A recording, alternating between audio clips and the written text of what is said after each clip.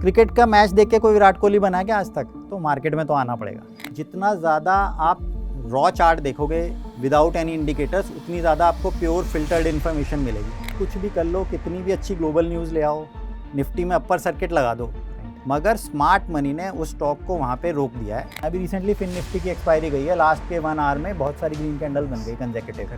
मैंने कहा अभी 72 रुपीज़ का फिन निफ्टी का स्ट्रेडल चल रहा है 2:40 पे, जो कई बार 10 बजे भी नहीं मिलता। क्यों चल रहा था?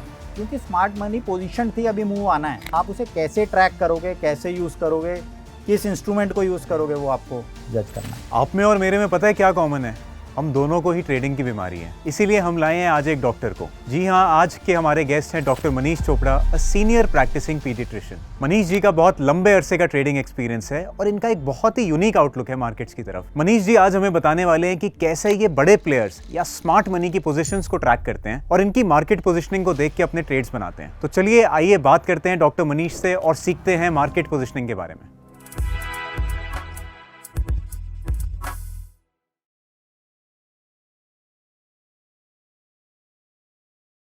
Manish ji, welcome to trading की बात। कैसे हो सर आप? Thank you Arjun, thank you for calling me to your podcast. It's my pleasure, I am doing well. Sir thank you for joining us. Manish ji, हम डॉक्टर्स के पास अपनी मेडिकल प्रॉब्लम्स के लिए तो जाते ही हैं, आज हम ना आपके पास अपनी ट्रेडिंग की बीमारी के लिए आए हैं। सर ये मेडिकल प्रोफेशन और ट्रेडिंग का कॉम्बिनेशन कैसे बना? अर्जुन, ये एक लॉन्ग जर्नी है, थोड़ा सा डिस्कस करते हैं आपके व्यूअर्स के लिए। Actually when I used to be a student in school, तब भी मेरा थोड़ा नंबर्स को लेके इंटरेस्ट था। I used to be good in mathematics also. उस टाइम क्या होता था, न्यूज़पेपर में जैसे एक पेज आता था लास्ट में, उसमें गोल्ड सिल्वर के प्राइसेस होते थे ऊपर ऊपर लिखे हुए। तो मैं देखता था भाई ये रोज़ चेंज होकर क्यों आते हैं, इसमें कुछ तो है। तो मुझे लगा इसमें आगे कुछ सोचेंगे इसके बारे में, बट वो पढ़ने की फेज़ थी। Then I joined MBBS, did my MBBS, did my MD in paediatrics, मगर वो कहीं ना कहीं बैक ऑफ द माइंड में चीज़ रह गई।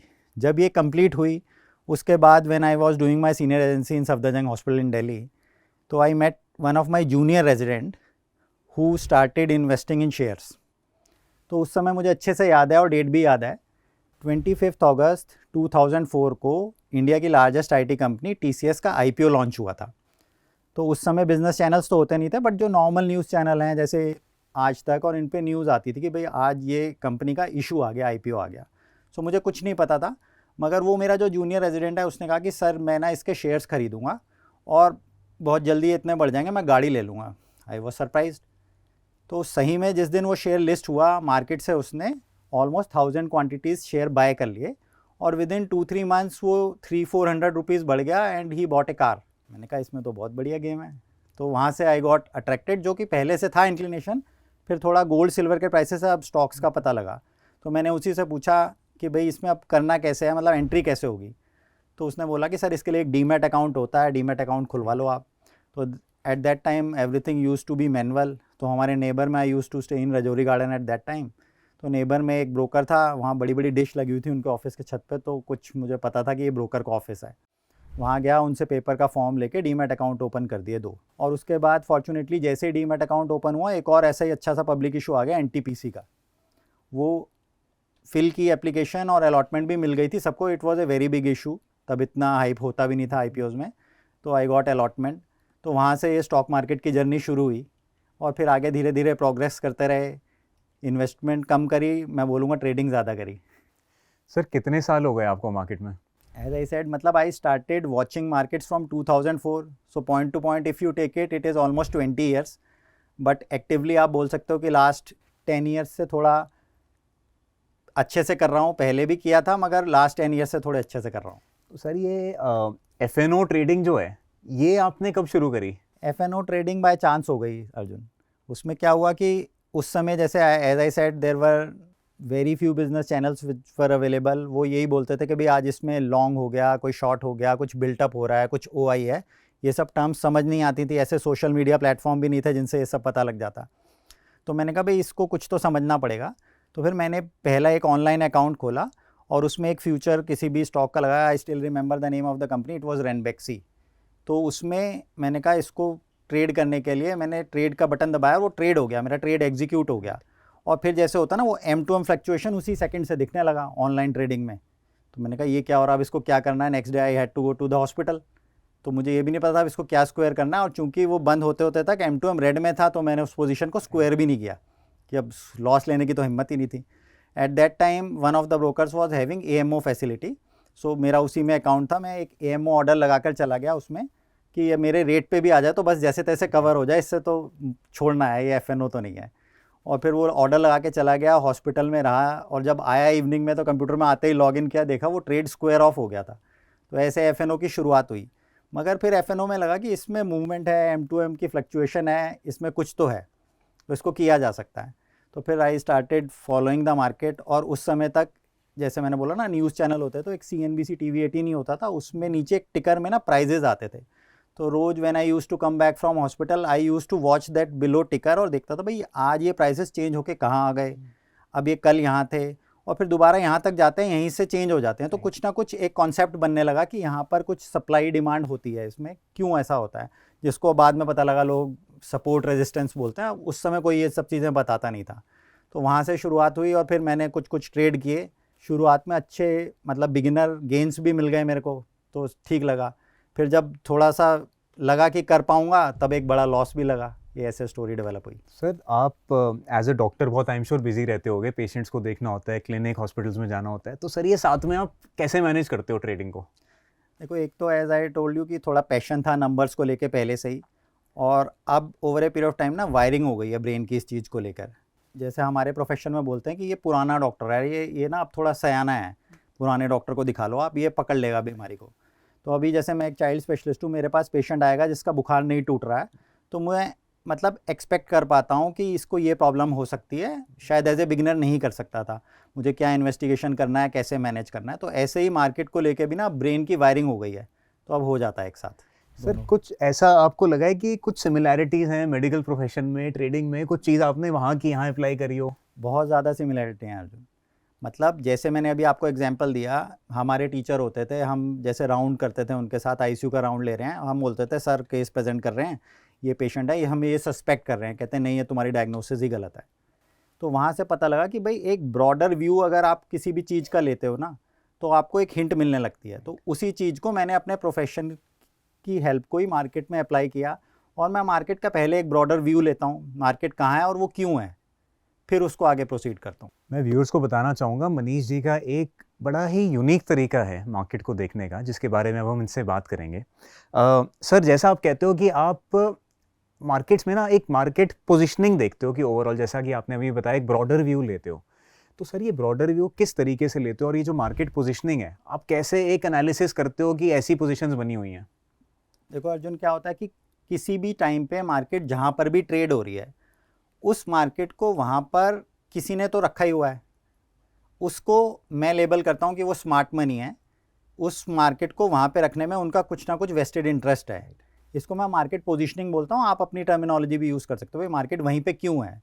तो उस वेस्टेड इंटरेस्ट को, उस स्मार्ट मनी को मैं कैप्चर करने की कोशिश करता हूँ, उनकी माइंडसेट को। जैसे एक फंड मैनेजर है, उसको अपने फंड पे रिटर्न निकालनी है, अल्फ़ा जनरेट करना है, तो वो क्या कर सकता है, अगर आज मेरे पास एक्स अमाउंट ऑफ मनी है, मैं उस पर अल्फ़ा जनरेट करने के लिए क्या करूँगा, तो मैं ये सोचता हूँ अगर मैं वो फंड मैनेजर होता तो क्या करता, तो मैं वही ट्रेड लेता हूँ। ठीक है, इसको मैं मार्केट पोजीशनिंग बोलता हूँ। अब इसको just to take an example, जैसे इंडिया का बहुत बड़ा स्टॉक है Reliance Industries, it is not a recommendation, बहुत बड़ा स्टॉक है, सब फॉलो करते हैं, सबको पता है। अब वो जिस भी वैल्यू पे ट्रेड कर रहा है, वो यहीं क्यों ट्रेड कर रहा है, इसकी वैल्यूएशन किसने डिसाइड करी, वो स्मार्ट मनी ने डिसाइड करी। अगर अदरवाइज़ देखें तो सारे पॉइंट्स रिलायंस इंडस्ट्रीज़ के फेवर में हैं। वो न्यू सेक्टर्स में जा रहा है, ग्रीन हाइड्रोजन जैसे जैसे सनराइज सेक्टर्स हैं, उसके खुद के FMCG ब्रांड्स हैं, और FMCG कंपनी के प्राइस अर्निंग मल्टीपल पे तो कभी ट्रेड नहीं होता। उसके पास टेलीकम्युनिकेशन का बिजनेस है, फिर भी उसकी वैल्यूएशन भारतीय से कम है उस वाले बिजनेस की।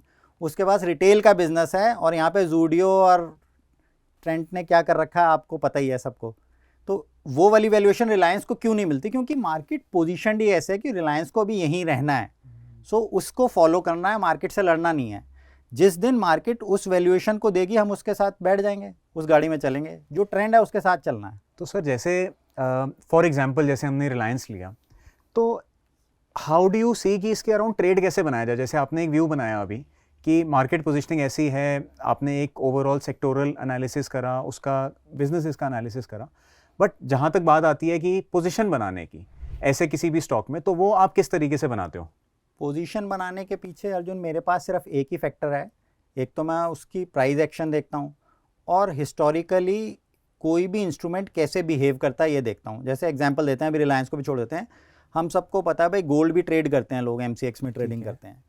अब गोल्ड आपको ऐसा दिन ढूंढने से भी नहीं मिलेगा कि जब वो 5% गैप अप या गैप डाउन हुआ हो। मतलब कि अगर 70,000 चल रहा है तो 3500 पॉइंट्स अप या डाउन खुल गया हो, ऐसा होता ही नहीं है। एक नेचर है ना उस इंस्ट्रूमेंट का। ऐसे ही रिलायंस का एक इंस्ट्रूमेंट का नेचर है कि वो यूजुअली रेंज बाउंड रहता है, बहुत बड़े बड़े ट्रेंडिंग मूव्स नहीं देता because of its market capitalization. वो ऐसा स्टॉक नहीं है जो एक साल में डबल हो जाएगा। वो बहुत टाइम तक कंसोलिडेट करेगा, बाय दैट टाइम वो नए बिजनेसेस ऐड करता है, उसकी मार्केट वैल्यूएशन इंक्रीज होती है, फिर वो चलता है। तो ऐसे स्टॉक को अगर मुझे पोजीशन करना है तो मैं अपना व्यू थोड़ा रेंज बाउंड रखूँगा और फिर जैसे अब मैंने बोला कि स्मार्ट मनी को फॉलो करूँगा। तो एक मतलब अनरिटन रूल्स हैं कुछ मार्केट के जो मेंशन्ड नहीं है कहीं। सभी टीवी चैनल्स रिलायंस की AGM को एज ए फेस्टिवल सेलिब्रेट करते हैं। भाई आज रिलायंस की AGM है, आज ये अनाउंसमेंट होगी, आज ये डेट आ जाएगी, आज जियो प्लेटफॉर्म कब लिस्ट होगा, न्यू बिजनेसेस अनाउंस होंगे। मगर आप पास्ट 10 ईयर्स का रिकॉर्ड देख लो, हमेशा AGM के बाद रिलायंस का शेयर फॉल ही करता है, क्योंकि उसमें टूवर्ड्स द AGM जाते जाते एक्सपेक्टेशंस बिल्ट इन हो जाती हैं। उसके बाद स्मार्ट मनी को उस पैसे को एक बार प्रॉफिट बुक करना ही है जो उन्होंने पोजीशन बनाई है। उस स्मार्ट मनी को भी पता है कि लॉन्ग टर्म में रिलायंस उससे भी ऊपर चला जाएगा, मगर शॉर्ट टर्म में मार्केट पोजीशनिंग की वजह से वो स्टॉक एक बार ही गिर जाता है। अभी आप रिसेंट का भी एग्जांपल ले लो, उसने ये भी अनाउंस कर दिया कि मैं 1:1 बोनस देने वाला हूँ। उस दिन का जो हाई था बोनस वाला वो अभी तक क्रॉस नहीं हुआ, जबकि सारी गुड न्यूज़ है उसके बारे में। तो ये पोजीशनिंग हेल्प करती है मेरे को, मैं ऐसे ही ट्रेड करता हूँ। सर आपने एक टर्म मेंशन करी स्मार्ट मनी, क्या होता है स्मार्ट मनी और ये कौन लोग हैं? स्मार्ट मनी अर्जुन वो होती है जिनकी डीप पॉकेट्स हैं और जो शेयर प्राइस को डिटरमिन करते हैं कि कहाँ रखना है। अब आप उस स्मार्ट मनी के कांटेक्ट में तो नहीं हो, आप उसका पार्ट भी नहीं हो, तो वो सारी इन्फॉर्मेशन आपको देखनी है तो आपको स्क्रीन पे चार्ट्स में दिख सकती है। और जितना ज़्यादा आप रॉ चार्ट देखोगे विदाउट एनी इंडिकेटर्स, उतनी ज़्यादा आपको प्योर फिल्टर्ड इन्फॉर्मेशन मिलेगी। Don't use any indicators, just follow the price. ठीक है, जैसे मैंने आपको अभी रिलायंस का ये एग्जांपल दिया कि रिलायंस का स्टॉक हमेशा AGM वाले हाई से गिर जाता है। आप 10 बारी ये ट्रेड ले लो, आप अपने आप प्रॉफिटेबल हो जाओगे। ठीक है, ऐसे ही आपको मैं और भी एग्जांपल देता हूँ। जैसे अभी रिसेंटली टाटा मोटर्स ने अनाउंस किया कि भाई हम अपने दोनों बिजनेसेस को स्प्लिट कर दें, कमर्शियल व्हीकल अलग हो जाएंगे और नॉर्मल व्हीकल्स की बिजनेस अलग हो। उस दिन भी वो स्टॉक 8% गैप अप खुला और उसके बाद जब तक वो क्लोज हुआ, वो कैंडल कहाँ क्लोज हुई, तो वो स्मार्ट मनी ने उस पूरी सीरीज के लिए पोजीशन कर दिया था कि अब इसको इससे ऊपर नहीं जाने देंगे। वो पोजीशन टूटती नहीं है, आप कुछ भी कर लो, कितनी भी अच्छी ग्लोबल न्यूज़ ले आओ, निफ्टी में अपर सर्किट लगा दो, मगर स्मार्ट मनी ने उस स्टॉक को वहाँ पे रोक दिया है उस सीरीज के लिए। ये इन्फॉर्मेशन आपको चार्ट से और मार्केट से मिल जाती है। जैसे लोग बोलते हैं ना, amateurs open the market and professionals close it. Correct. तो जहाँ मार्केट क्लोज हो रही है उसकी इंपॉर्टेंस आपको देनी है हमेशा। ये एग्जांपल्स आपको मल्टीपल मिलेंगे, जैसे रिलायंस में मिल गया, टाटा मोटर्स में मिल गया, या आपको कोई स्टॉक रिलेटिव स्ट्रेंथ में कम परफॉर्म कर रहा है, वहाँ से इन्फॉर्मेशन मिल जाएगी। जैसे जब एग्जिट पोल आया हमारे अभी रिसेंट इलेक्शन से पहले, उस समय ज़्यादातर PSU स्टॉक्स जिनकी अभी हाइप बनी हुई है, PSC इंडेक्स सबसे ज़्यादा चल रहा था, उन्होंने टॉप आउट कर दिया। उसके बाद से वो सब लोअर लोज बना रहे हैं। That is not a permanent thing, ultimately वो और भी बढ़ेंगे, न्यू हाई भी बनाएंगे, मगर फिलहाल जब तक कि वो हाईज टूटते नहीं हैं तब तक मार्केट पोजीशन है कि वो सारे स्टॉक सेल ऑन रैली हैं। आपको एग्जांपल देता हूँ कि निफ्टी ने उस दिन 23,000 के अराउंड हाई बनाया। ठीक है, जब एग्जिट पोल के रिजल्ट्स आए उस दिन SBI ने जो टॉप बनाया वो 910-20 रुपये के अराउंड बनाया, और उसके बाद निफ्टी वहाँ से 2000 पॉइंट बढ़ भी गई, 8% की रैली हो गई, मगर SBI 10% टूट गया, क्योंकि स्मार्ट मनी ने शॉर्ट टर्म के लिए उसको वहाँ पोजीशन कर दिया है। आपको उसको ट्रैक करना है थ्रू द प्राइस एक्शन। तो देखो अर्जुन, जैसे हम अभी अपने SBI वाले एग्जांपल कोई चार्ट पे देखते हैं, ये एग्जिट पोल वाली कैंडल थी। ठीक है, इसमें आप देखो इस स्टॉक ने जो हाई बनाया और उसके अगले दिन ऑब्वियसली रिजल्ट्स इलेक्शन के थोड़े एक्सपेक्टेशन से कम थे, सारी मार्केट गिरी, SBI भी गिरा। ठीक है, मगर इसने तब जो टॉप बनाया था ये टॉप अभी तक क्रॉस नहीं हुआ। राइट। तो दिस इज मार्केट पोजीशनिंग। तो अब मार्केट में जब जब ये स्टॉक रैली करेगा, उसके बाद इसका रिजल्ट्स भी आए, मगर ये प्रीवियस हाई के पास सप्लाई ले रहा है, ठीक है, तो इस मार्केट पोजीशनिंग को मैं प्ले करूंगा। अब प्ले करने का इंस्ट्रूमेंट मेरा कुछ भी हो सकता है, ऑप्शंस भी हो सकते हैं, फ्यूचर्स भी हो सकता है, depending upon my risk appetite. Okay. मैं ऐसे ही प्ले करता हूँ। तो सर जैसे अब आपने ये हाई एक लेवल नोट कर लिया और आपने देखा कि ये अभी भी यहाँ पे ब्रेक नहीं हो रहा, तो इसको अगर हम ट्रेड फॉर्म में जानना चाहें तो क्या आप पहले तो इस लेवल का वेट करोगे जब तक ये ब्रेक नहीं होता, तब तक अपसाइड नहीं लोगे? हाँ, तब तक मैं अपसाइड में ट्रेड नहीं करूंगा, मगर जब जब ये रैली करेगा मैं इसमें शॉर्ट पोजीशन बनाऊंगा, जबकि it used to be the strongest sector of the market. Right. मगर मार्केट ने मुझे हिंट दे दिया है कि स्मार्ट मनी ने फिलहाल के लिए यहाँ पे अपनी पोजीशनिंग को ऐसा कर लिया कि इसे बढ़ने नहीं देंगे। ठीक है। They will again reverse their position right. And you will get to know through the screen. वो पोजीशनिंग भी आपको स्क्रीन पे ही दिख जाएगी। आपकी यहाँ से जब बॉटम से ही कैंडल्स बननी शुरू होंगी, हम वहीं से ही पकड़ लेंगे, टॉप क्रॉस होने से पहले ही बता देगी स्क्रीन। ठीक है। बट वो दैट टेक्स टाइम, एफर्ट चाहिए उसके तो लिए, सर थोड़ा जैसे टाइम लगता है, एक्सपीरियंस से आता है वो। ये स्क्रीन आपकी जैसे रीडिंग इतने सालों की है, तो क्या क्या इंडिकेशन स्क्रीन दे देती है कि यहाँ पे एक इंपॉर्टेंट लेवल है या स्मार्ट मनी ने पोजीशनिंग करी हुई है? देखो, यूजुअली मैं ये बोलता हूँ कि हम अगर स्क्रीन को नहीं पढ़ पाए तो हमारा फॉल्ट है। स्क्रीन तो सारे इंडिकेशन दे देती है मार्केट पोजीशनिंग के। अभी हमने एक टीसीएस का भी डिस्कशन किया था। टाटा ग्रुप की तरफ से, जैसे मैंने बोला 25 अगस्त 2004 के बाद टीसीएस का जो आईपीओ आया था, जो अभी वो अपने आईपीओ प्राइस से 25 टाइम्स है। तो इतना अच्छा ग्रुप है, इतना अच्छा उन्होंने आईपीओ दिया था लास्ट, जो कि स्टॉक 20 ईयर्स में 35 टाइम्स हो गया, एक्सक्लूडिंग द डिविडेंड्स। उसका अब नया एक इशू आया टाटा टेक का। राइट। तो फिर से हाइप थी उसमें, मगर जो भी उसका ग्रे मार्केट प्रीमियम था, स्मार्ट मनी ने उस स्टॉक की लिस्टिंग पे इतनी बड़ी एक बियरिश कैंडल बनाई क्लोजिंग बेसिस पे। वो कैंडल अभी तक क्रॉस नहीं हुई। Let's take the example. अब जैसे मैं आपको टाटा टेक का भी एग्जांपल देता हूँ, it is from the same group, Tatas group. इतनी अच्छी कंपनी, वैल्यूएशन महंगी थी, वो तो अभी पूरे मार्केट की भी महंगी है, specially mid cap and small cap space में। मगर ये कैंडल से आपको इतनी बड़ी इंफॉर्मेशन मिल रही है कि आपको कुछ करना नहीं है। ये इशू दिसंबर में आया था और अभी हम आ गए हैं सितंबर में। राइट। 9 मंथ्स की ऐसी बुल मार्केट में भी ये स्टॉक अपने उस हाई को क्रॉस नहीं कर पाया। This is market positioning. इस कैंडल ने ही ये इंफॉर्मेशन दे दी थी कि इसको फिलहाल के लिए स्मार्ट मनी ने कहाँ पे ब्लॉक कर दिया है। ठीक है। अब आप इसके पीयर से कंपैरिजन करोगे, टाटा एलेक्सी तो इससे बहुत अच्छा है, इससे बहुत एक्सपेंसिव वैल्यूएशंस पे ट्रेड हो रहा है, तो ये क्यों नहीं हो रहा? ये भी स्टॉक चलेगा, इसका भी टाइम आएगा, वो आपको स्क्रीन पे दिख जाएगा। This is market positioning. Sir जैसे एक मार्केट पोजीशनिंग का आपने एनालिसिस इस तरीके से लगाया, तो इसमें आप साथ में किस टाइप का प्राइस एक्शन और यूज़ करते हो ट्रेड्स लेने के लिए, या जैसे कुछ क्या सपोर्ट रेजिस्टेंस या किसी और चीज़ का भी आप इस्तेमाल करते हो? तो ट्रेड्स लेने के लिए अर्जुन ऐसा है कि जैसे जब तक मुझे पता है कि ये हाई क्रॉस नहीं करेगा तो मैं इसमें एग्रेसिवली लॉन्ग तो प्ले नहीं करूंगा, मगर नीचे कहीं ना कहीं ये विक्स की कैंडल बनाकर अपने सपोर्ट शो कर रहा है तो मैं वहाँ पे बाय करने की कोशिश कर सकता हूँ। वैसे यूजुअली मेरा स्टाइल ऑफ ट्रेडिंग ये नहीं है। ओके। मैं जब तक ये हाई क्रॉस नहीं होगा इस स्टॉक में कोई बहुत बड़ी पोजीशन बनाऊंगा नहीं। एफएनओ में ये स्टॉक अभी है भी नहीं। ठीक है। मुझे तो एफएनओ में ही ट्रेडिंग करनी है। सर ये जो आपने कॉन्सेप्ट बताया, क्या ये इक्वली वैलिड है इंडेक्स पे भी? इंडेक्स पे तो और भी ज़्यादा वैलिड है, क्योंकि बेसिकली इंडेक्स एक ऐसी चीज़ है जो कि ग्लोबली सारे फंड मैनेजर्स ट्रेड करते ही करते हैं। इंडिविजुअल स्टॉक्स में कुछ फंड्स की रिक्वायरमेंट है कि वो इंडिविजुअल स्टॉक्स में पोजीशन नहीं ले सकते, बट इंडेक्स एक इतनी बड़ी इंस्ट्रूमेंट है जिसमें सभी फंड मैनेजर्स को ट्रेड लेना ही लेना है।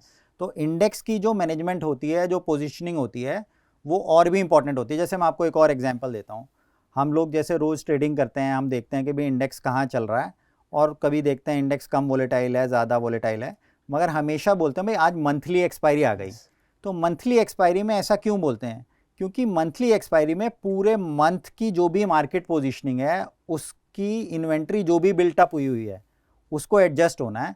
और मंथली एक्सपायरी कहाँ होगी, ये आप उससे जो प्रोसीडिंग 3-4 वीक्स का चार्ट है उसको देख के आप मार्केट पोजीशनिंग से पहले ही जज कर सकते हो। तो सर क्या कुछ एग्जाम्पल के साथ हम इस कॉन्सेप्ट को और समझ सकते हैं कि बिल्कुल समझ सकते हैं। अभी इंडेक्स का चार्ट लगाते हैं और लेटेस्ट मंथली एक्सपायरी की तरफ चलते हैं।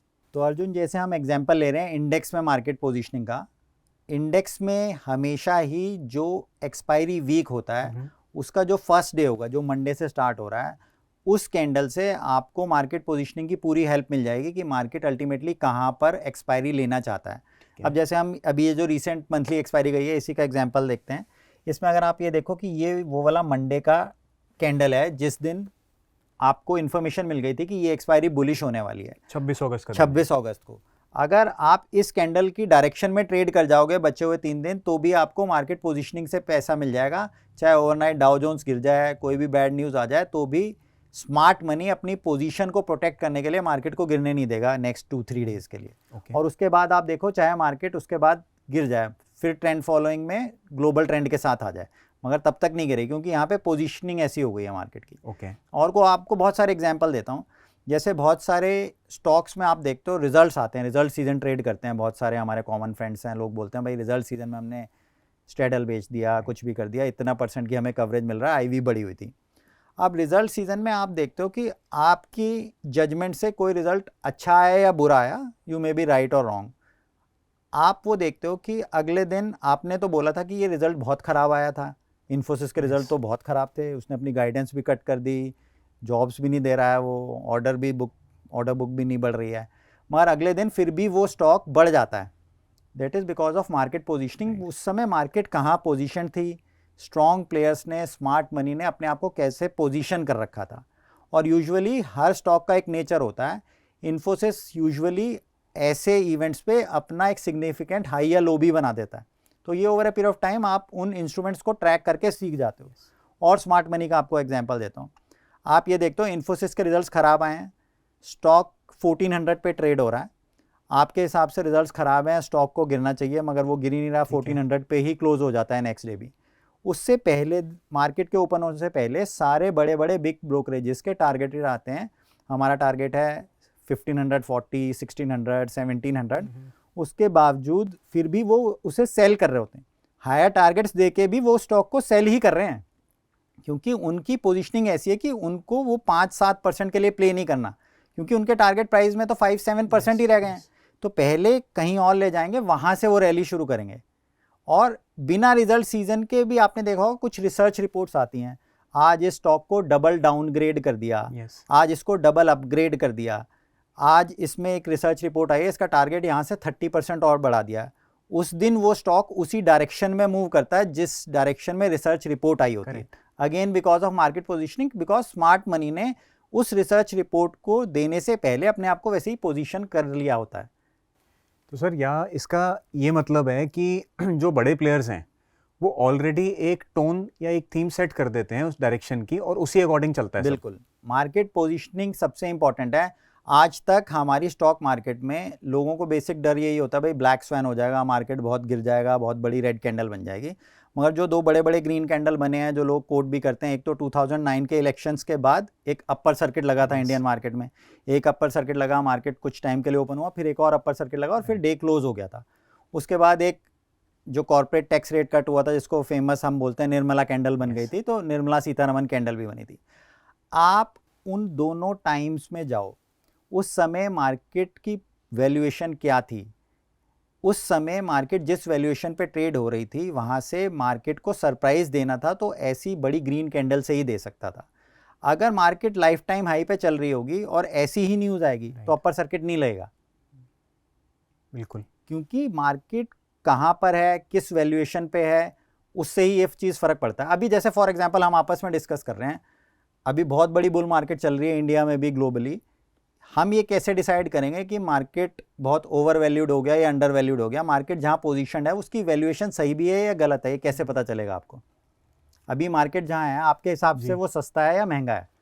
सर बहुत सारे सेक्टर्स में तो ऐसे लग रहा है कि अभी महंगा चल रहा है। महंगा चल रहा है, ये आपने कैसे डिसाइड किया? मतलब एक नॉर्मल इंसान तो यही कहता है कि पहले से बहुत बढ़ गई है, पिछले साल से स्टॉक डबल हो गए हैं, ट्रिपल हो गए हैं, तो इसलिए महंगी लग रही है। अच्छा देखो अर्जुन, आप भी बहुत टाइम से मार्केट में हो, मैं भी बहुत टाइम से मार्केट में हूँ। यूजुअली मार्केट उतने टाइम में डबल होता है जितनी अर्निंग्स ग्रोथ है। करेक्ट। हम सभी को पता है भाई, एक फॉर्मूला होता है 72 divided by rate of interest, इतना करें तो उतने टाइम में पैसा आपका डबल हो रहा है। ठीक है, रूल ऑफ 72। तो अभी हम अमृतकाल की बात कर लेते हैं जो रिसेंटली इंडिया में चल रहा है। जब first time Modi ji prime minister बने थे तो उस दिन निफ्टी क्लोज हुई थी 7250 के राउंड, टू बी प्रिसाइज 7220 पे क्लोज हुई थी। उस समय से लेकर फर्स्ट 5 ईयर्स में 2014 से 2019 में निफ्टी डबल भी नहीं हुई। 2019 में प्री कोविड एरिया तक जो हमारा टॉप बना था दैट वाज 12412, 12,412 का टॉप बना था। ठीक है। तो हम 5 साल में डबल भी नहीं हुए। क्यों नहीं हुए? आप जाना स्क्रीनर पे, स्कैनएक्स पे जाके स्टडी करना, क्योंकि अर्निंग्स ही डबल नहीं हुई थी। तो 5 साल में हम कैसे डबल हो जाते? उसके बाद हमारी अर्निंग्स की ग्रोथ पिकअप हुई और हम जो प्री कोविड लेवल टॉप था 12,400 का, वहाँ से डबल ही तो है, 12.5 से 25 आए हैं हम। करेक्ट। 5 साल में हम डबल हो गए। तो क्या अर्निंग्स डबल हुई हैं? Yes, earnings have also doubled. मतलब तो फंडामेंटली हमारी अगर आप CAGR निकालते हो निफ्टी की 12% ही तो आई है, तो अर्निंग्स भी 12% से ग्रो कर रही है। That does not mean that the market is not top heavy. I am also slightly bearish for the next 2-3 months because of market positioning again. ठीक है। तो सर आपको ऐसा क्या दिख रहा है कि आप बियरिश फील कर रहे हो? क्या नहीं, मार्केट बियरिश फील नहीं कर रहा हूँ मैं, कोई क्रैश एंटिसिपेट नहीं कर रहा। I am expecting a healthy correction in Nifty and more severe correction in mid and small caps. Okay. Again because of market positioning. जैसे मैंने आपको बोला ना, स्मार्ट मनी को यहाँ पर अगर पैसा डालना है तो उसको एक तो डेट फंड में, गवर्नमेंट सिक्योरिटीज़ में रिस्क फ्री 7% मिल रहा है। वो उसकी जगह इक्विटी में पैसा तब डालेगा ना जब उसको 15, 20, 25% की रिटर्न दिख रही हो। तो इन वैल्यूएशन से उन्हें वो नहीं दिख रही। तो वो फिलहाल पहले मार्केट को नीचे ले जाएंगे। दैट विल कोइंसाइड विद 50 और 60 coming IPOs in the next quarter. तो लोग ये बोलेंगे ये सारी मनी ना अभी फ्रेश इश्यूज में डाइवर्ट हो गई, मार्केट को सपोर्ट नहीं मिल पा रहा, इसलिए मार्केट सस्टेन नहीं कर रहा है। ये सब चीज़ें हमेशा अलाइन होती ही हैं, होती रहेंगी। राइट। हम इसको नहीं पकड़ पाए तो हमारी फॉल्ट है, मार्केट ऐसे ही चलता है। तो उसको आपको पकड़ना है, मेरा ये व्यू है। और अर्निंग्स जितनी ग्रोथ है उतनी अगर इंडेक्स बढ़ रही है तो आपको डरना नहीं है कि वो महंगा है या सस्ता है। मैंने आपको बता दिया। एक और एग्जांपल देता हूँ। हमारी निफ्टी बनाई गई थी अप्रैल 1996 में। ठीक है। आपको कुछ नहीं पता अर्निंग्स कहाँ चल रही हैं, क्या ग्रोथ है, आप फॉलो ही नहीं करते हो अर्निंग्स को। Eight that time it's value was 1000, 1000 रुपये की थी। अगर ये इसी रेट से डबल हो रही होती, एवरी 6 ईयर्स में डबल हो रही होती, तो भी इसकी वैल्यूएशन ही यही होनी चाहिए। 1996 से 6 ईयर्स में 2000 हो जाती। ठीक है। 2002 में। राइट। फिर 2002 से 2008 में 4000 हो जाती। करेक्ट।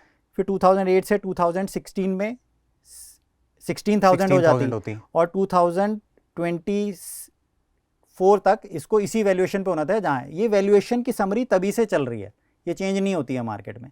हाँ, अब मार्केट रेयरली फेयरली वैल्यूड रहता है। ये बाय नेचर या तो अंडर वैल्यूड हो जाएगा या ओवर वैल्यूड हो जाएगा। ठीक है। अब उस साइकिल को आपको प्ले करना है, इंस्ट्रूमेंट आपकी चॉइस का हो सकता है। तो सर ये जो मार्केट पोजीशनिंग होती है या जो स्मार्ट मनी है, क्या इसका हिंट ओपन इंटरेस्ट में भी मिलता है? बिल्कुल मिलता है, और उसमें भी अब कुछ चेंजेस आ गए हैं। जैसे मैं भी ऑप्शन सेल करता हूँ, आप भी ऑप्शन सेल करते हो। पहले हम लोग ऐसा मानते थे कि भाई एक पर्टिकुलर स्ट्राइक पे एक सब्सटेंशियल OI क्रिएट हो गया तो वो तो एक लक्ष्मण रेखा है, यूजुअली वो क्रॉस नहीं होती थी। मगर अब वही स्मार्ट मनी ने उसको दूसरे तरीके से यूज़ करना शुरू कर दिया है, और अब वो उसको ब्रेक करके दूसरे लोगों को ट्रैप करने लगे हैं। क्योंकि number of option seller market में इतना ज़्यादा हो गए हैं, इतना कॉन्सेंट्रेटेड ट्रेड है, सब लोग ऑप्शन सेलिंग कर रहे हैं, तो वो उस टूल को अब दूसरे तरीके से यूज़ कर रहे हैं। अब मैं इसके 2 एग्जांपल देता हूँ। आपको ट्रैक करना है मार्केट को।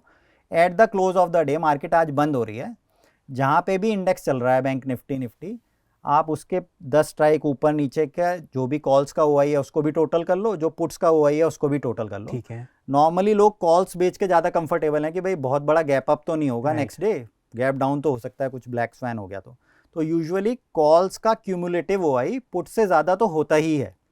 ठीक है। मगर अगर वो कॉल्स का OI 1.4, 1.5 टाइम्स है, मतलब पुट से 1.5 गुना से भी ज़्यादा है, तो you can be reasonably certain that smart money is positioned कि मार्केट कल बहुत बड़ा गैप अप तो नहीं लेने वाली। ओके। ठीक है। और कभी एक वन ऑफ न्यूज़ आ भी गई तो ज़्यादातर तो आप ही जीतने वाले हो, क्योंकि आप स्मार्ट मनी के साथ खड़े हो ना।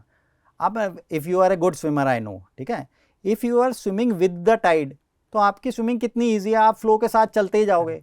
आप अगेंस्ट द टाइड कितना स्विम कर लोगे, थक जाओगे स्मार्ट मनी से लड़ते लड़ते। तो ये तो क्यूमुलेटिव OI की बात हो गई। अब दूसरा आप देख रहे हो, पूरे वीक की पोजीशनिंग होती है किसी इंडेक्स की। कोई इंडेक्स है, जैसे लोग बोलते हैं बार चार्ट बना के लाते हैं OI के कि भाई 51,000 पे इतनी कॉल राइटिंग हुई है, 51,400 पे, 500 पे इतनी कॉल राइटिंग हुई है।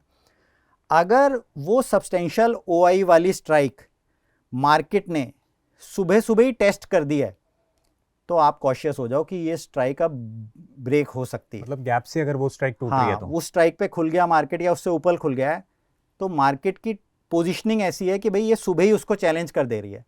अगर किसी बड़े प्लेयर ने कोशिश भी करी कि मैं 12-1 बजे उस स्ट्राइक की तरफ ले जाऊं, तो स्मार्ट मनी उसको रोक लेगी, मैनेज कर लेगी, रेजिस्टेंस का काम रेजिस्टेंस का काम कर जाएगी। क्योंकि आप क्या देखते हो, अरे ये 20 रुपए की कॉल ऑप्शन बेची थी, ये तो 40 पहुंच गई, 50 पहुंच गई, मगर वो स्मार्ट मनी तो उसे 300 रुपए पे बेच के बैठा है, वो अपने प्रॉफिट को प्रोटेक्ट करेगा ही करेगा, राइट, वो नहीं जाने देगा उसको ऊपर। ठीक है। मगर अगर कोई ऐसी न्यूज़ ही आ गई है किसी बैंक में या कुछ में, तो आप देखोगे कि मार्केट सुबह ही उस लेवल को क्रॉस कर रही है और फिर थोड़ा सा टाइम, एक दो कैंडल वहां बना के टाइम स्पेंड करती है, तब तक स्मार्ट मनी अपनी पोजीशंस को रिवर्स कर लेती है।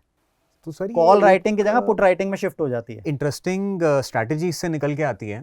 It can be a potential strategy कि अगर कोई बहुत हैवी ओआई स्ट्राइक के ऊपर मार्केट खुल रही है, लेट्स से कॉल स्ट्राइक, तो वहां पे आप कह रहे हो अगर गैप अप ही उसके ऊपर होता है तो बहुत बारी ऐसा होगा कि वो ऑप्शन सेलर्स कवर करने जाएंगे अपनी पोजीशन को और उस मूव जो होगा वो उसी डायरेक्शन में आएगा। हाँ, आप देखोगे मार्केट गैप अप होती है, उसके बाद यूजुअली जो भी जिस स्ट्राइक पे हाईएस्ट ओआई था उसके टूवर्ड्स दोबारा आती है, ठीक है। उसमें आप देखोगे कि वो ओआई सारा चेंज हो जाता है, वो कॉल राइटिंग कवर होके वहां पुट राइटिंग हो जाती है। आप इसको ओआई डेटा से चेक भी कर सकते हो।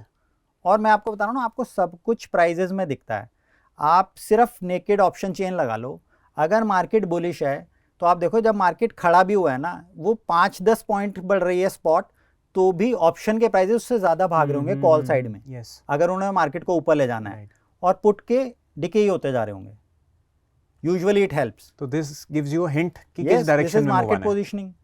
आप जितने भी बड़े बड़े रिसेंट मूव्स आए हैं जिसमें लोगों को बड़े बड़े स्टॉप लॉसेस हिट हो गए जिनके, आप ये देखो कि उस दिन जो भी आपकी ऑप्शन के प्राइजेस थे वो मेल्ट हो ही नहीं रहे थे, तो वो एक्सपेक्टेड ही था कि इनको बड़ा मूव लाना है। अभी रिसेंटली फिन निफ्टी की एक्सपायरी गई है, लास्ट के 1 आवर में बहुत सारी ग्रीन कैंडल बन गई कंसेक्यूटिव। करेक्ट।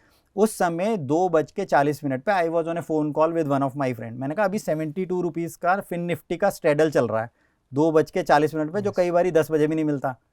क्यों चल रहा था? क्योंकि स्मार्ट मनी पोजीशन थी, अभी मूव आना है।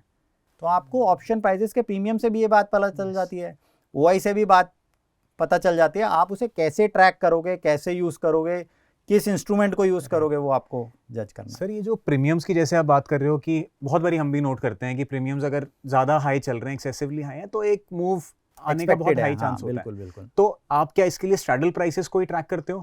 नहीं, स्ट्रैडल को नहीं, मैं यूजुअली स्ट्रेंगल प्रेफर करता हूँ। मतलब मुझे बाउंड्रीज पता है एटलीस्ट मार्केट की, मुझे इस रेंज में है तो मुझे यहाँ तक मार्केट को टच नहीं होने देना, तो आई प्रेफर स्ट्रेंगल्स। और उसमें थोड़ा मुझे कवरेज भी ज़्यादा मिल जाती है, दो प्रीमियम्स भी कम मिलते हैं मगर कवरेज ज़्यादा मिल जाती है, तो रिटर्न कम हो जाए वो चलेगा मगर लॉसेज नहीं होने देना है।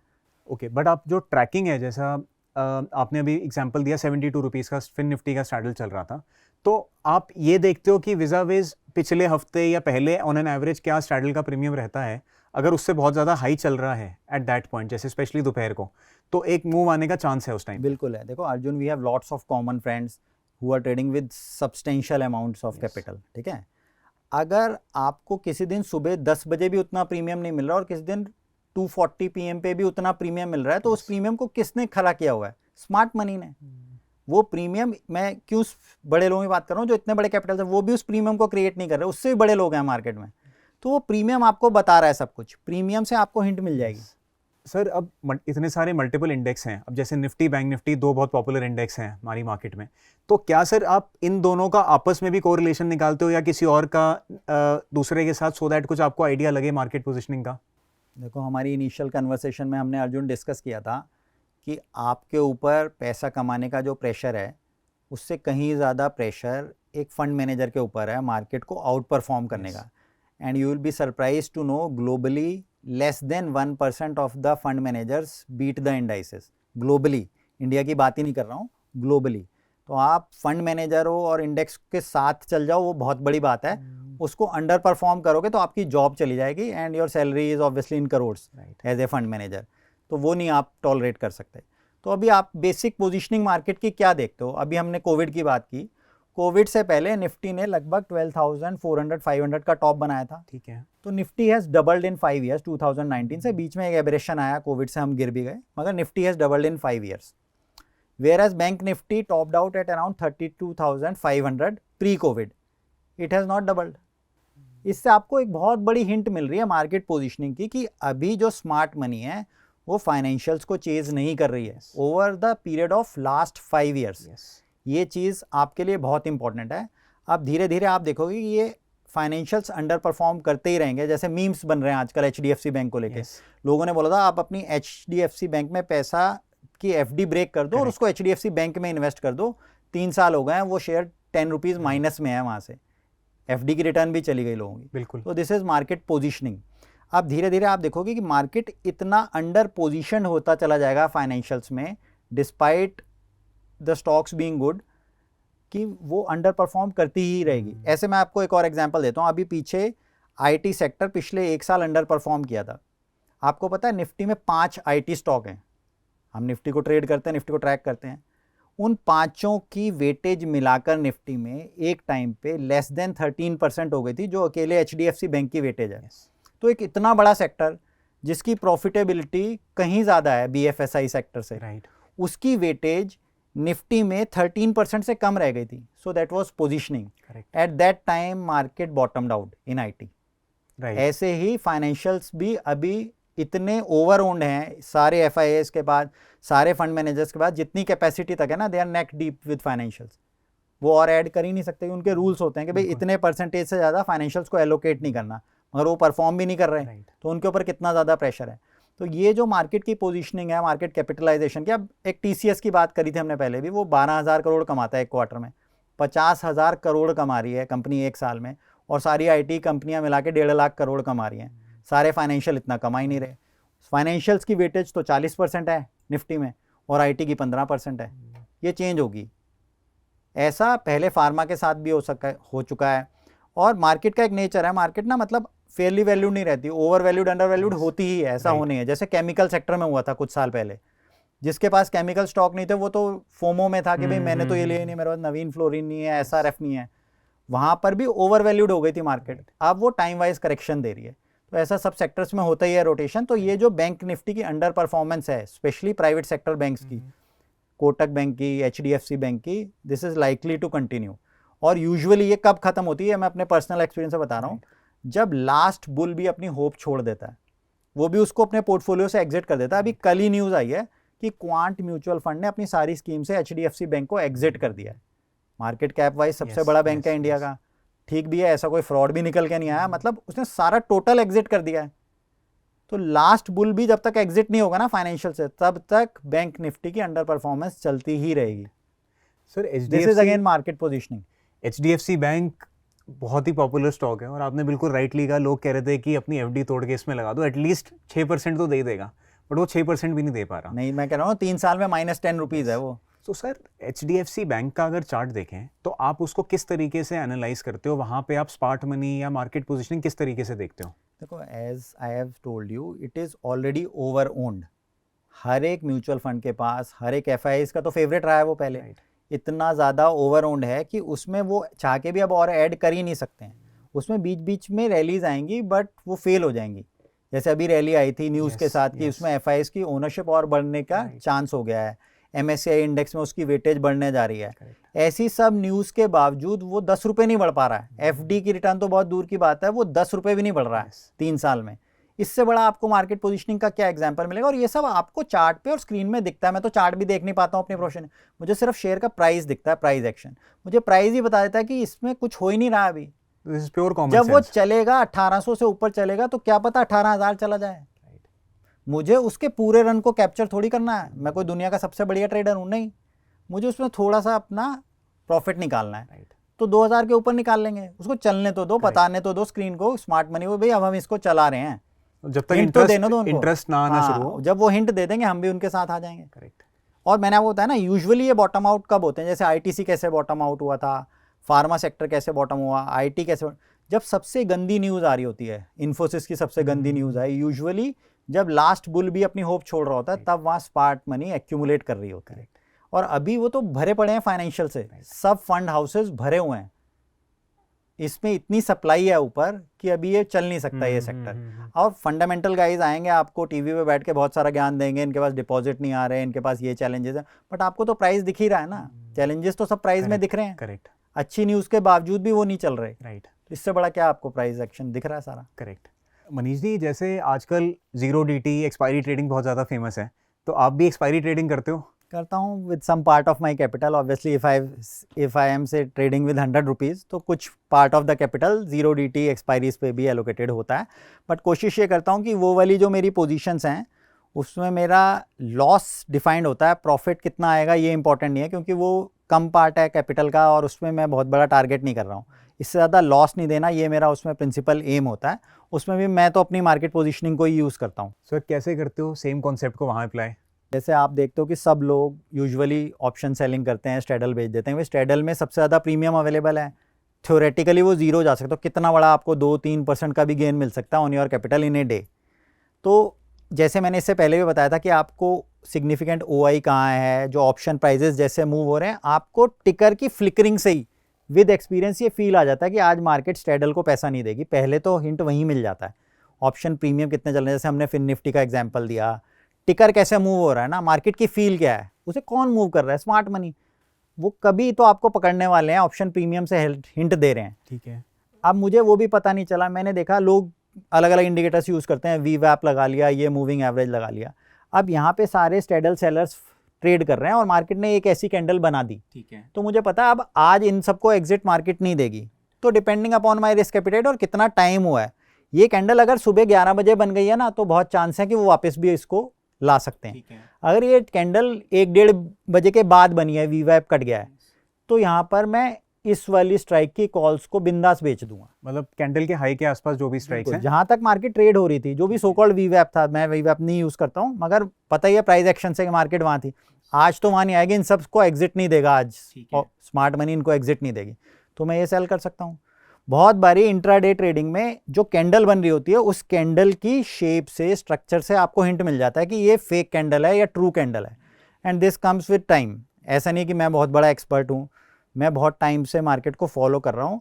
वो एक जो राउंड फिगर वाली स्ट्राइक्स होती हैं, उसके पास आप देखते हो कि एक कैंडल बनती है जिसका विक होता है, विद टाइम आप वो चीज़ें सीख जाते हो, और आपको नॉर्मली डब्ल्यू बनने की वेट भी नहीं करनी कि मार्केट कितना रिकवर होगा।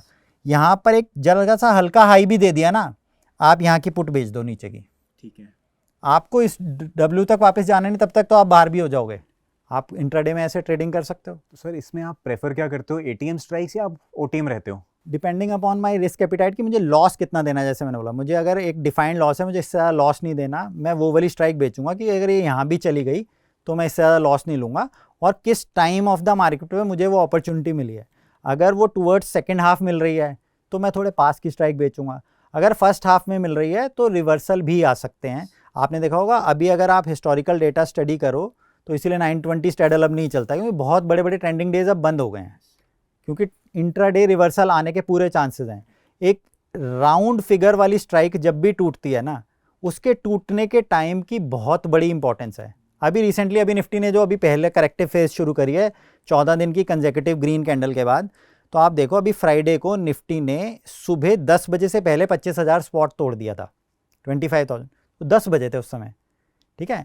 और वो इतने थर्स्ट से, इतनी फास्ट कैंडल से टूटा था कि आपको पता था अब दूसरे जो लोग हैं, जो बुल्स हैं, जो लॉन्ग हैं, वो अब इसको प्रोटेक्ट नहीं कर पाएंगे, आज पूरा दिन बाकी है, अब नहीं होगा उनसे प्रोटेक्ट। वो 2:30 बजे वहां लाएंगे ना तो बुल्स खींच देते हैं ऊपर वापस। मगर timing of that candle is also very important, that is again market positioning, ठीक है। अब मैं उसको कॉन्ट्रा ट्रेड भी लेता हूं, but that you can take only with time. जैसे मार्केट गिरा, उसने 25,000 को ब्रेक किया, वो 25,000 ब्रेक करके 24,850 तक आ गया, ठीक है। फिर एक काउंटर रैली आती है इन्वेंट्री को क्लियर करने के लिए, जो उनके बहन भाई स्मार्ट मनी के रह गए ना ऊपर, अरे तुम रह गए, हमें तुम्हें भी निकाल देते हैं, चलो ऊपर लेके चलो, उस कैंडल को भी हम ट्रेड कर सकते हैं, ठीक है। मैं उस कैंडल को भी काउंटर ट्रेड ले लेता हूँ। उसमें आप इसको स्कैल्पिंग बोल सकते हो, मैं स्कैल्प कर लेता हूँ, जबकि प्राइमरी ट्रेंड डाउन है, एक सिग्निफिकेंट सपोर्ट टूट भी गया, मगर वो टूट के इतना ओवरसोल्ड हो गया। वही रूल्स हैं आपके वाले, अगर आप RSI देखोगे वो ओवरसोल्ड हो चुकी होगी, वहाँ से आपको टूवर्ड्स 25,000 50-60 पॉइंट की एक काउंटर ट्रेड भी मिल जाएगी। ऐसे मैं बीच में स्कैल्प भी कर लेता हूँ इंट्राडे में। तो ट्रेड करने के यही तरीके हैं, डायरेक्शनल है, नॉन डायरेक्शनल है, स्कैल्पिंग है, मीन रिवर्शन है, आपको जो सूट करे करो आप। ये बड़ा आपका एक यूनिक सा टेक है मार्केट्स के ऊपर, और बहुत से लोग फैसिनेट हो रहे होंगे इस तरीके से। तो आपने ये सारी जो ऑब्जर्वेशंस करी हैं या ये जो तरीका ढूंढा है अपना ट्रेडिंग का, ये मतलब कैसे आपको समझ आया कि स्मार्ट मनी की इतनी इंपॉर्टेंस है? स्मार्ट मनी, मैंने आपको ये बताया ना, आज जो भी कोई भी इंस्ट्रूमेंट ग्लोबली ट्रेड हो रहा है, वो वहाँ पर किसी ने तो रखा हुआ है ना, उसको रखने वाला ना तो अर्जुन है ना मनीष है, उस बंदे के पास कैपिटल की फोर्स है, हमें उसके साथ फ्लो के साथ चलना है, और उसको जज करने के पास हमारे पास उनका कोई कॉन्टैक्ट तो है नहीं कि पूछ लें भाई बता दो क्या करने वाले हो। वो अपना जो पिक्चर है ग्राफ में छोड़ेगा, जैसे क्रिमिनल क्राइम सीन पे छोड़ता है ना एक एविडेंस, वो आपको चार्ट पे दिख जाएगी चीज़, उसको फॉलो करना है आपको। सर कोई अगर इसको प्रैक्टिस करना चाहे या इसके बारे में और सीखना चाहे तो आप क्या बोलोगे, किस तरीके से शुरुआत करी जाए? देखो शुरुआत में ऑब्वियसली आप अपने कैपिटल को स्मॉल रखो, छोटी क्वांटिटी से ट्रेड करो, ताकि आपको अगर लॉस भी होगा तो आप उसको टॉलरेट कर सकते हो। आपको लॉन्ग टर्म में अगर मार्केट में बने रहना है तो शुरू में बड़ा कैपिटल डिप्लॉय मत करो। इसको अपने मेडिकल प्रोफेशन के एग्जांपल से बताता हूँ। आजकल गूगल का, विकीपीडिया का ज़माना है, आप भी टाइफॉइड पढ़ सकते हो, ठीक है, आप सब कुछ इन्फॉर्मेशन अवेलेबल है, मगर आप प्रैक्टिकली एक टाइफॉइड के पेशेंट को ट्रीट नहीं कर पाओगे जब तक आपके पास एक्सपीरियंस नहीं है। मैं अपने स्टूडेंट्स को जब राउंड लेता हूँ तो मैं बताता हूँ कि भाई आपने टाइफॉइड फीवर, हमारे 20 सब्जेक्ट्स होते हैं एमबीबीएस में, इन सब्जेक्ट्स में 7-8 बार ही पढ़ लिया है, मगर अब आप पीडियाट्रिक्स में आए हो, वार्ड में अब राउंड ले रहे हो, आप इससे पहले टाइफॉइड ट्रीट नहीं कर पाए थे 8 बार ही पढ़ के भी, तो वो एक्सपीरियंस जो है वो तो विद टाइम ही आएगा। तो वो उसके लिए आपको मार्केट को कुछ ना कुछ टाइम देना पड़ेगा, एटलीस्ट मुझे तो देना पड़ा है। आप अपनी जर्नी कट शॉर्ट कर सकते हो, किसी की गाइडेंस ले सकते हो, किसी की हेल्प ले सकते हो, मगर मार्केट में एंटर हुए बिना आपको वो चीज़ सीखने को नहीं मिलेगी। मतलब रिंग में ही नहीं आए तो आपको कैसे, आप क्रिकेट तो इंडिया में एक रिलीजन है, सब लोग क्रिकेट देखते हैं। क्रिकेट का मैच देख के कोई विराट कोहली बना क्या आज तक? देख लो, कितना भी देख लो, दिन रात लूप में चला दो, यूट्यूब में चलता ही रहेगा 24, आप सो रहे हो तो भी क्रिकेट मैच चल रहा है, तो आपको क्रिकेट थोड़ी आ जाएगा। जब तक आप ग्राउंड पे जाके बैटिंग करोगे नहीं तब तक आपको खेलना नहीं आएगा, तो मार्केट में तो आना पड़ेगा। मनीष सर, आपने एक बड़ा यूनिक कॉन्सेप्ट शेयर करा है, एक अपना इतने सालों का जो एक्सपीरियंस है उसको आपने यहाँ पे 1 घंटे में हमें समझाया है। Sir thank you so much for sharing all this information with us, आपने हमें अपना टाइम दिया, thank you so much. And I am sure viewers को ये एक बड़ा यूनिक सा आइडिया इससे मिला होगा कि मार्केट पोजिशनिंग को भी किस तरीके से यूज़ करके ट्रेड्स लिए जा सकते हैं। Thank you Arjun, thank you for inviting me to your podcast, the show trading with Groww. You are doing a great job, बहुत लोगों को इससे हेल्प मिल रही है। God bless you. Thank you sir.